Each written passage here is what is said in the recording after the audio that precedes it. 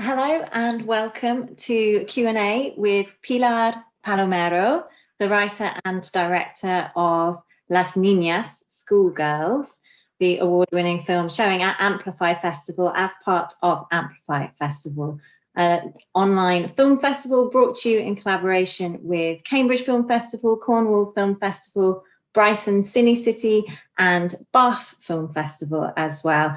I'm delighted to welcome Pilar Palomero to AMPLIFY to join me for a short Q&A about Schoolgirls. Pilar, welcome along. Hi, Jenny. Hi. I don't see you. I'm sorry, I don't see you. I don't know if everything is okay. Can you hear me all right? I can hear you. Yeah. Okay, is that better? Yeah, I see you. Yeah. Excellent. Nothing like a bit of turning it off and turning it back on again, and there we are. But yeah, thank you so much. So you're in Barcelona. Thank you for joining us, and we'll chat for a little bit, and then we'll take some questions from the audience. So just to mention now, if anyone watching would like to post their questions, please either type the question in the chat box or tweet at AMPLIFY Film, and we'll answer your questions. We'll get the questions at the end. So just to start off, Pilar, for people who've watched Las Niñas or for people who haven't yet seen it, either way, it would be lovely to hear in your own words how you would describe the story and explain why it was a story that you wanted to tell. Mm-hmm. Okay. Well, first of all, I would like to say thank you to AMPLIFY and to all of you, and also to the people that are watching or will watch or watch the film already. It's my pleasure to be here in the Q&A. And well, Las Niñas is a film that speaks about, well, it's a coming of age, moreover, about a teenage girl, or a little girl becoming a teenager during the year 92 in Spain. And it's a film that is very autobiographical, even though I'm not Celia, the main character, but all this universe in which she's living in, it has to do a lot with my own education and my own experiences when I was the same age, when I was 12 years old. And I wanted to portray how it was to grow up in this society for the woman of my generation. That was the main idea when I started to think about the project and to think about the film I wanted to shoot. And the year it's set in is really important. Can you explain why that year is significant?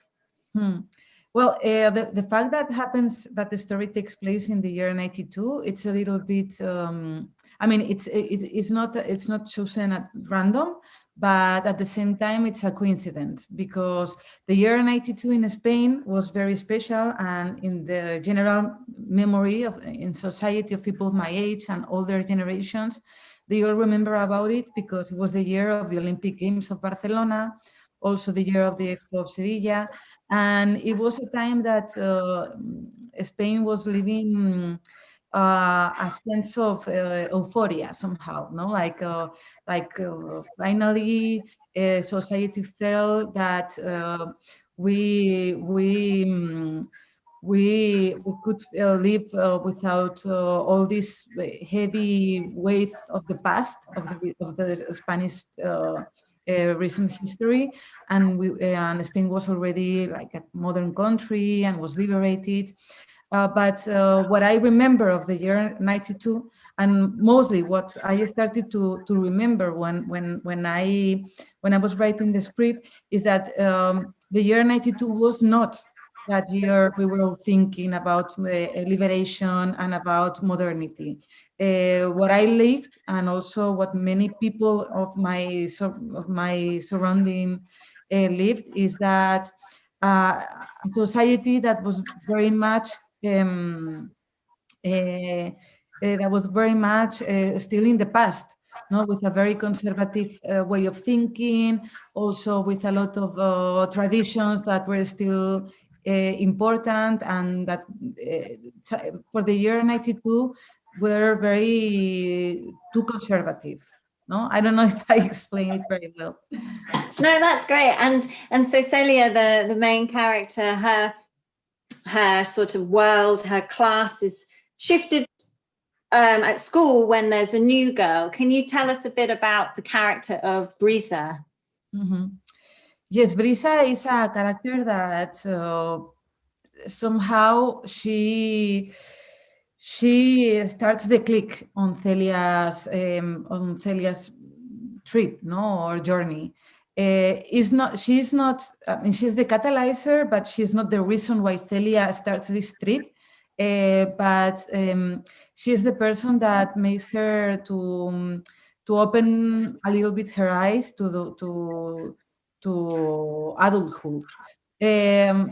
She comes from Barcelona, and this is not, I mean, what I wanted to portray with this, it was the difference between a very big city, like for example, Madrid or Barcelona, that it was the two big cities in Spain at the, right now and also in the past, and the differences with other cities in Spain, that they were much bigger 30 years ago. Nowadays, everything's very similar. Even in a very small village, we have access to everything through internet, and also communication has changed. But in the year 92, we were still a little bit, I mean, it was 30 years ago already, no? It was a long time. And we didn't have access to much or so easy to some kind of music, or, well, not music, to the CDs or maybe to the tapes. And also mentality in the bigger city was also more, I mean, it was more easy to be surrounded by more freedom. If the place you come from, it was bigger, no? So, and that's what I wanted to have with Brisa's character. She's the one that explains her parents are not married and everything is okay. And she's totally out, she comes totally from a different education that one that Celia is receiving at the school and also at her house. That was one thing that I found really interesting is, as you say, the technological changes in the past 30 years or so. So none of the girls obviously have mobile phones, internet, and it's a reminder of how much the girls sort of learn about growing up from their friendship group or from their older siblings, their friends' older siblings. Did any of the young cast members comment on that sort of lack of, being able to just look anything up on the internet, which they have now? Have younger audience members commented on that lack of access to knowledge through the lack of technology? Mm-hmm. Have you noticed that? Yeah, if I notice on the girls, on the actresses, you mean? Yes, yeah. Did they comment on that at all? Yes, because we didn't have rehearsals. Actually, they didn't read the script.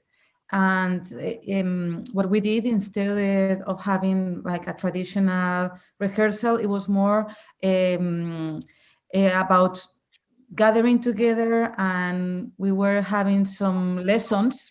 I mean, they were not really lessons, but how was the year 92? And how did we dress up, or how did we put our makeup on, and how the life was back in the 92. And of course, I mean, the fact that we live without cell phones, they already knew because of their parents. And they didn't know also how to make work radio cassette, and things like this. But I think it's something they know, but I don't think they can really imagine how is it like to live without internet connection all day long. But I have to say that Andrea Fandos, the girl that plays Celia, she didn't have cell phone yet because she was too young. She was only 11 when she was shooting the film. And in Spain, I mean, it's not, I mean, this is like something more or less. Teenagers get their first cell phone around 12, 13. Yeah, so Celia didn't have any, no Okay. Instagram, no Twitter, nothing. Okay. I was going to ask actually about the casting because Andrea Fandos is such a, her presence on screen, she's mesmerizing because she manages to, it's quite a still performance at times, but you can tell that there is so much internal questioning going on. She manages to communicate so much with her eyes. Can you talk us through the casting process for her and for the other girls in the cast? Yes. Well, about Celia, her eyes and the way she looks to things, what was really made me to fall in love with her and to feel I found the right Celia for the film. And I met her because she was acting in a short film of Ignacio La Sierra, that he's a director from Zaragoza. And I saw her in the short film and I really liked her, but she was too young when I started the casting, because we started casting 7 months before shooting. So I think she was 10. And Celia's character at the beginning, in the first drafts of the script, was 13, 14. So the first time I cast Andrea, I liked her very much, but she was too young to play Celia. And 3 months later, we called her again, and think I don't know, fate or whatever. she pegó el estirón, as we say in Spanish, like she grew up very, very Right, fast. she shut up. Yes, and she was still not looking like a 13-year-old girl. So this is the moment that I decided to make Celia younger, 1 year younger, and to adapt the script, because Right. I really had the feeling that she was Celia, that the way she was moving, the way her innocence and the tenderness, I really felt it was her. And then for the other girls, we made this very long casting during 7-month process, and it was difficult but funny. It was a very intense job that I did with Gisela Cren, the casting director. And what we looked, it was we were looking for girls that that we felt they were able to be very authentic in front of the camera, and that they can be, that they were a little bit similar to the characters in the script, or also we adapt the script to the way they were. And I don't know, for example, with Brisa, which is played by Zoe Arnau, that she is from Barcelona, it happened also a little bit like with Andrea, that I love her and I fall in love with her because I also, when I saw her, I thought I found her, no, because she had mystery, she's like very elegant, and I don't know, she's sophisticated. And it was my first experience in a casting, and I have to say it was one of the part that I enjoyed the most, the process. Oh wow. And I love the fact that you adapted the script to the characters, and it feels so there were scenes that were quite improvised. Is that right? There were elements that the actresses brought into the scenes. Yes, I mean, they didn't read the script. Only the adults playing roles, like for example, the Nan or Natalia de Molina, they did have the script and they read it, and I talked with them about it. But the girls didn't read it because I wanted them to be very free and to live the moment. But the funny thing is that the film now, the film finished, no, it's very similar to the script. So I think we made a journey of forgetting the script during the shooting, but to come back there during the editing, because also depending on the scene, it was some scenes whenever they are playing or they are just chatting, that they are really improvising and they are really themselves. With some guys, like, you cannot say this expression because during the year 92 you wouldn't say this. But then also there are other scenes that they need to be very specific about the sentence they say. No, so in these moments, they didn't read the script. We were improvising, but we were guiding them very, very much. No, with Ruben Martinez, the coach, and sometimes I was giving them the lines during while we were shooting, while we were recording, but also. I mean, they had the talent to be able to repeat it with the same freshness, no? So Right. it was a mix. It was a mix. We were always trying to do whatever was the best, no? And if it was improvisation, it was improvisation. If it was better to read the line to them, we would do it. But what I have to say is that all of them, even though it was their first film, they are very talented. What I feel, but also, I mean, they are great actresses because they were, I mean, they really were able to modulate their emotions and to interpret. Mm. We're getting some comments from people watching who are agreeing at just how brilliant the casting is. So thank you for that, because yeah, you watch, you feel like you know the characters and that friendship group instantly. They just feel so fully formed as characters. One of my favorite scenes is when Brisa plays the song, I think it's Niños del Brasil, to the group of girls. And as we are watching the girls listening to a song for the first time, I mean, Brisa and Celia have already heard it, but the other girls haven't. And I thought it was really powerful for many reasons. But can you talk to us about how the role that music plays in the film? Yeah, music was very important, and we made a very specific soundtrack because, well, the story is set in Zaragoza. Zaragoza is my hometown, and Zaragoza at the beginning of the 90s had like a boom, music boom. No, we had a very, very famous music group that was also very well known in the whole world. I don't know if you remember them, that they were called Héroes del Silencio.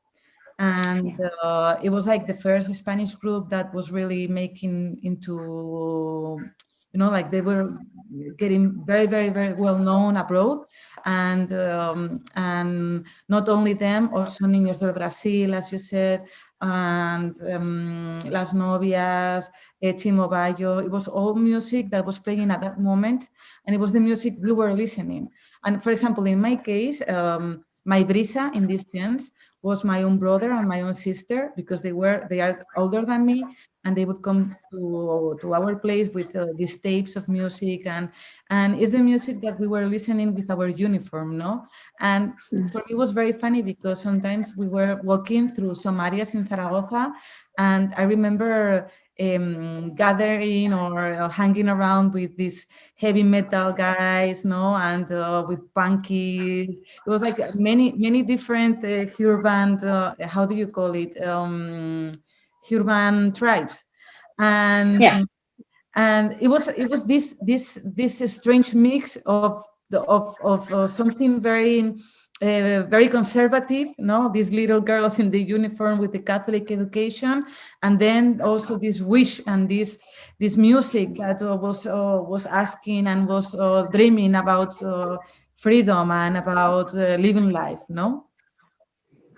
Yeah, and it's also there's as you say, the freedom, and I loved seeing the mixtapes and sort of how Brisa is able to educate Celia through music and to show her this other musical world, but also how the film begins, how music, the part it plays at school, the girls have their voices taken away, and well, I don't know about other people watching it, but I had to check the sound was on when the film started because the girls are miming. And so, Celia really finds her voice in the film, which is lovely. And I love how music helps to tell that story. One question about, you've mentioned it's part autobiographical. And as someone who grew up around that time, but in England, I would say there are universal parts. I love the detail, the painting your nails with Tipp-Ex, playing like Yo Nunca Nunca, I've never ever. I mean, these are brilliant, you know, lots of memories there. But you've mentioned your brother and sister. Have you, with regards to the story, what other specific parts are from your experience? Yeah, all this universe of the film, of this city during the year 92 is exactly, I mean, it's, yeah, exactly taken from my memories. Actually, this scene you're mentioning, the first scene in which the girls are singing without real singing, not without voices, it's a true story, no, because this is what was happening at my school. And as I can see now, after releasing the film, it happened to many other people that I don't know why we were not allowed to sing, not to just to look like perfect girls, no, instead of just being kids singing in this school coro, choir. Choir, yeah. So I had a lot of memories of my childhood, and also the first idea, the first moment that I realized it was a story behind it. It was the moment that I found at my parents' place this religion notebook with an essay. That it's the essay that appears during the religious class about the sexuality in the service of God. No, and when I read it, when I was already 35 or something like this, I was shocked, no, that this was happening in 92. That's also why it's happening. I mean, the film is set there, and all this is taken from my memories. You know, the games we were playing, also the prejudice that we had. I remember that I mean, this feeling about judging girls because they didn't come from a normal, no, whatever, I mean, like a classic family. Also, it was almost impossible to talk about sexuality. And then there is one very important element in the film that to me, describes perfectly how was the society back then. And I don't know if people outside Spain really can see it, because it's very specific of our culture and of our history. But is this campaign of the condoms, of that Póntelo, Pónselo, that it's called, and it's in the front of the school. And this is that's also another true story. No, that it was a campaign, a publicity campaign from the Ministry of Health, to inform and to give tools to the people to be safe against AIDS and sexual illnesses. And it was forbidden. This campaign was forbidden 2 years later,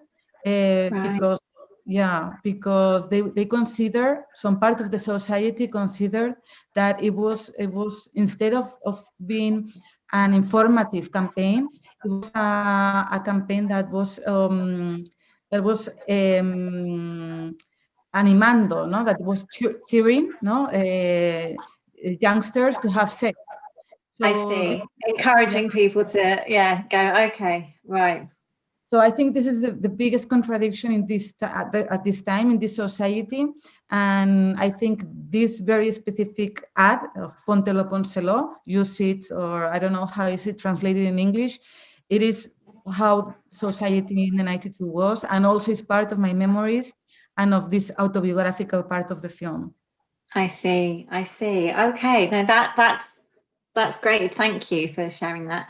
I'm just looking at some of the questions, and one question is about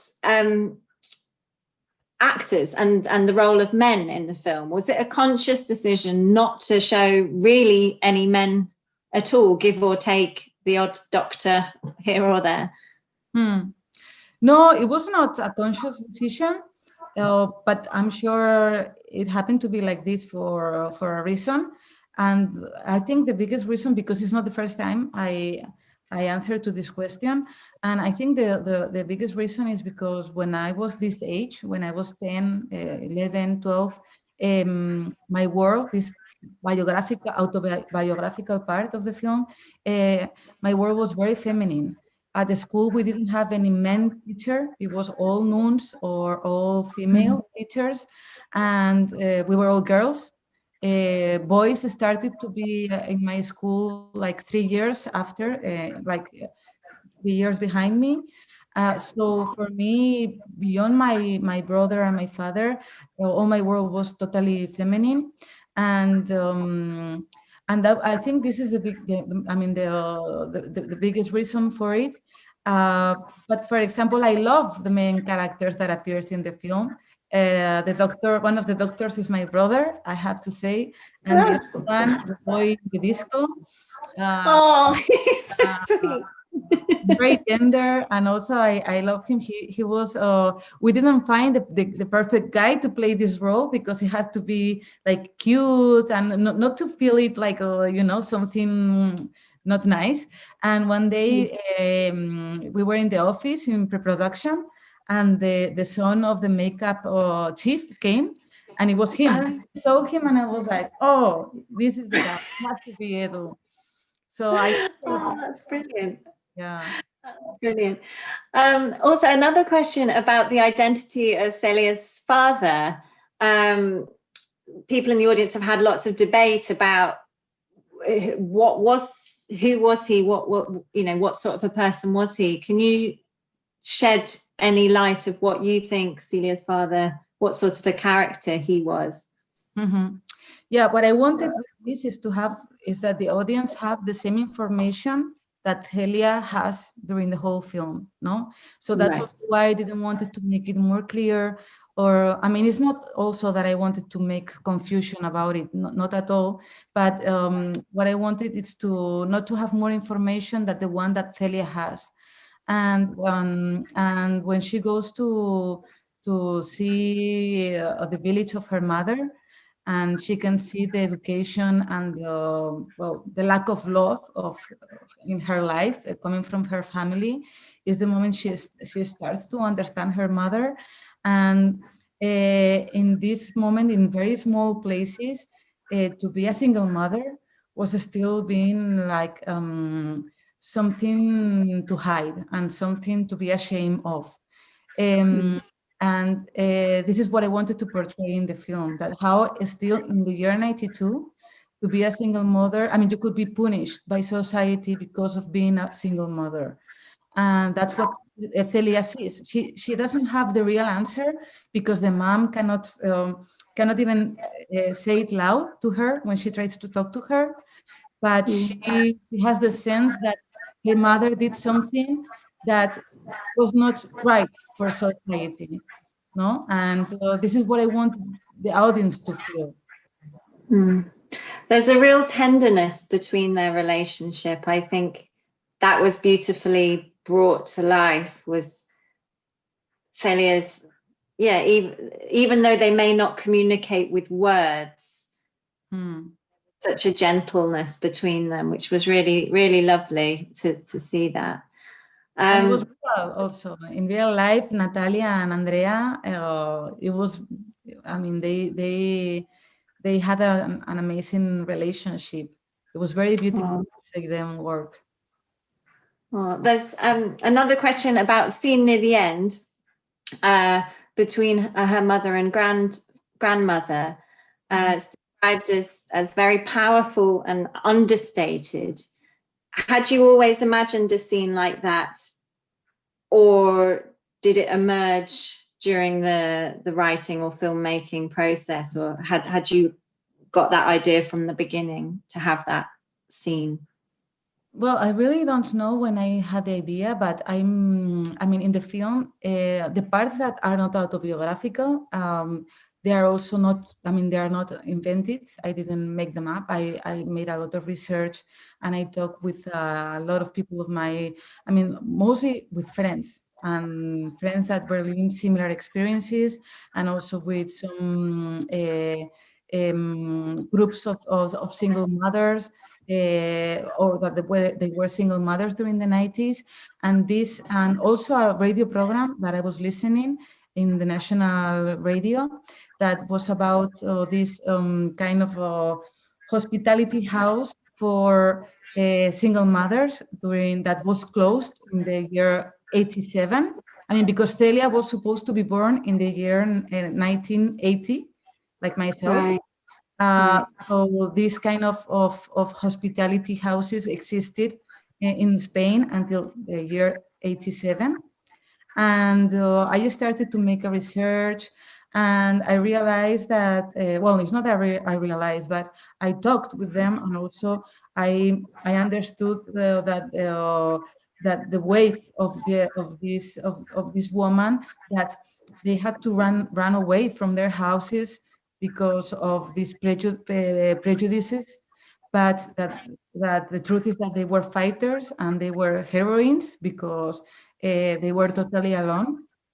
It was for me very shocking and also very inspiring, no? And I wanted Celia to make this journey, to see her mother as a person that is all the time, like working, that she's not taking care of her a lot, but then she discovers that she's a fighter and that she's somebody to be proud of. Mm. And I think in these cases where single mothers had, because I mean, of course, not all single mothers, no, there is so many situations at that time and nowadays and during history, no, but when families were not accepting this situation, it was very, I mean, you can imagine, no, how hard it was for women to feel like the education they received made them believe to themselves that they didn't behave well. You know what? Yeah. Yeah. And I think the fact that it's such recent history, it's stories that need to be being told, because it's actually quite shocking that it's still so recent that, essentially some women will have had to choose between raising a child on her own and the reaction of the family. Necessary stories to tell. I just wanted to ask about the reaction that you've had from women who have seen the film, who may have seen their own story on screen, either Celia or Celia's mother. What sort of feedback have you had from women who've watched the film? Well, in general, the feedback has been amazing, and I was very even overwhelmed because I received a lot of text through Instagram and Twitter, and also we were doing some Q&As back in September, when the film was premiering in Spain, and I think the film is connecting with many people of my generation towards all these nostalgic elements you were mentioning, and also because I think we live a very specific situation, no? Like it was many of us studying in these Catholic schools, but they were not private. It was concertado schools, no? That is half public and half funded, and I think people can recognize themselves very, very, very easily, or that's what they are telling me through their messages. And also, what is more shocking for me is that also older generations, but also younger generations, feel very close to Celia and very close to what Celia is living, no, and about how these contradictions in society while we were growing up, about not talking about our sexuality and about growing up and becoming a teenager in these moments. We'll round off by just asking finally, so what are you working on now? What projects are you working on? Can we look forward to seeing in the future from you? Well, we are working in our next project. It's called La Maternal, and we are on the process of writing the script. And well, we already started also with the funding, and it's about. I also come back to teenagers, but it's a very different film, and it's about pregnancy and motherhood for teenagers. But the film it's bigger. Not only speaks about motherhood during teenage years. And well, right now I'm in the process of investigating and talking with a lot of women that were mothers when they were teenagers, and we are very excited. And hopefully we will shoot. We don't know if this summer. Hopefully, we have our fingers crossed. And would that be set in the 1990s or set in present day? In the present. In the present. Right. Okay. Well, Pilar, Palomero, thank you so much for taking the time to chat to us about Las Niñas. It's such a lovely film and just such memorable characters and their stories. So thank you very much. So just to thank Institute Ramon Llull, and thank you to you for watching, and the team at Amplify as well. So yes, Pilar, thank you. Thanks very much. Thank you, Jenny, and thank you, the festival. Ciao, ciao.